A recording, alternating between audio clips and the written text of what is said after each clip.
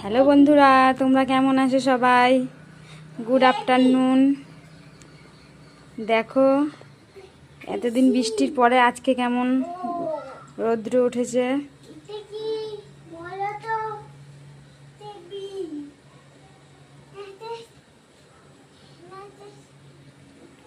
তো চলো, এই দেখো সব জামা কাপড় আজকে রৌদ্রে দেওয়া হয়েছে।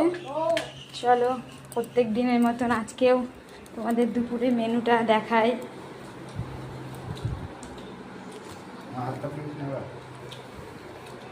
দেখো কি হয়েছে, এটা হচ্ছে করলা ভাজা, এটা হচ্ছে লাউ শাক আর ভাত, এই যে লেবু, আর এই যে এটা হচ্ছে মানে পুঁটি মাছ দিয়ে বেগুন দিয়ে আলু দিয়ে ঝোল একটা।